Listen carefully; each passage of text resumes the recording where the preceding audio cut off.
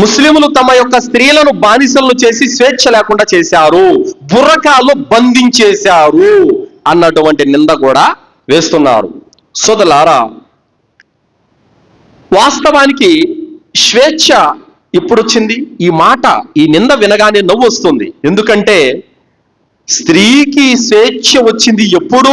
ప్రవక్త ముహమ్మద్ సల్లల్లాహు అలైహి వసల్లం వారు వచ్చిన తర్వాత వచ్చింది స్త్రీకి స్వేచ్ఛ.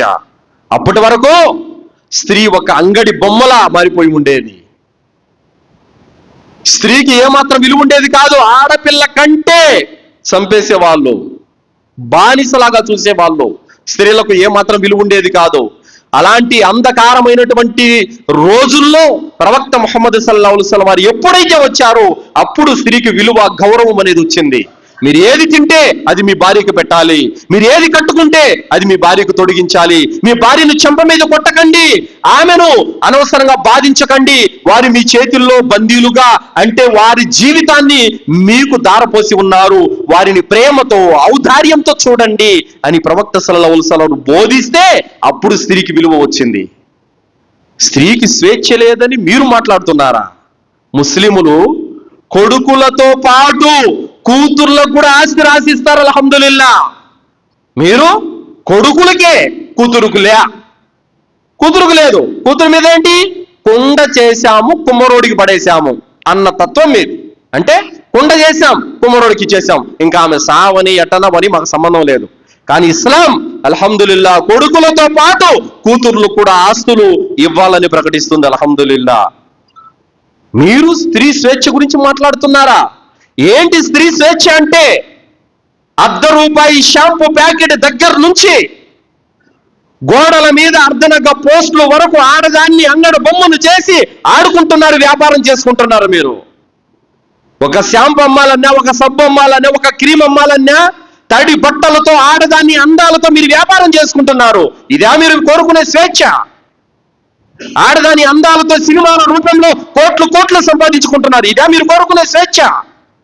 ఆడదాని అంగాలను గోడల మీద అతికించేసి వీడియోలు తీసి ప్రపంచానికి చూపిస్తున్నారు. ఇదే మీరు కోరుకునే స్వేచ్ఛ? అర్ధనగ్న దుస్తులతో యువకులందరినీ కూడా తమ వైపునకు ఆకర్షితులను చేసి వ్యభిచారానికి గురి చేస్తున్నారు. ఇదే మీరు కోరుకునే స్వేచ్ఛ? ఇదే మీరు కోరుకునే స్వేచ్ఛ అయితే అలాంటి స్వేచ్ఛ మా స్త్రీలకు అవసరం లేదు.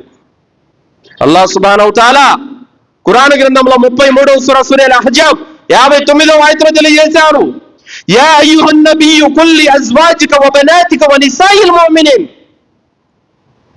ఓ ప్రవక్త, విశ్వసించినటువంటి నీ భార్యలకు, నీ కూతుళ్లకు, విశ్వసించినటువంటి స్త్రీలకు చెప్పు, తమ యొక్క దుప్పట్లను పైనుంచి వేలాడ తీసుకోమని, కప్పుకోమని.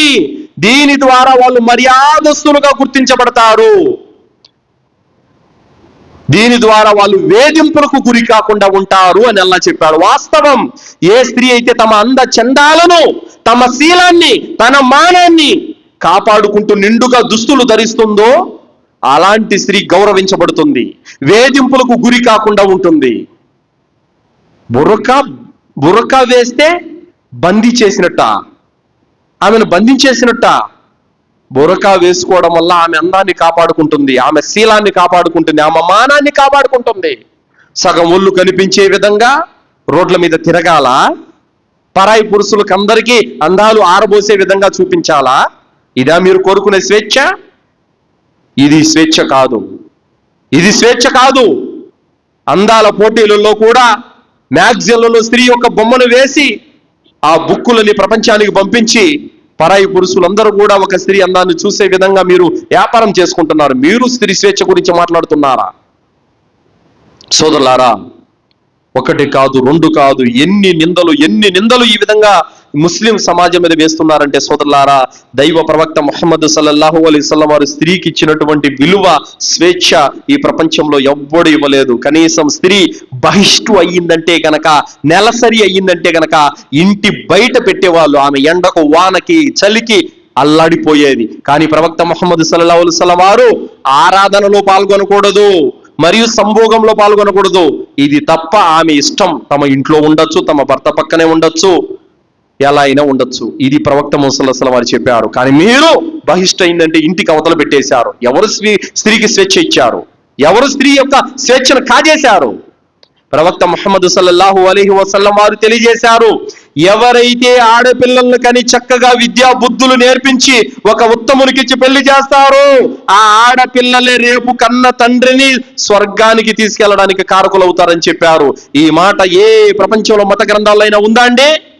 వీళ్ళ పండితుడే చెబుతున్నాడు, మమ్మల్ని క్షమించకండి అమ్మా, ఆడపిల్లల కంటే జుట్టు పట్టుకొని కొట్టే వాళ్ళం ఒకప్పుడు, ఆడపిల్లను కంటే చంపేసే వాళ్ళం ఒకప్పుడు, అంతటి దౌర్భాగ్యమైనటువంటి స్థితి మేమే చేశాము, మమ్మల్ని క్షమించకండి అని చెప్పేసి మీ మత పండితుడు చెప్పాడు. చరిత్ర చెబుతుంది. స్త్రీ స్వేచ్ఛ గురించి మాట్లాడే ముందు తమ చరిత్ర ఏమిటో ఒక్కసారి తిరగేసుకోండి, తెలుస్తుంది.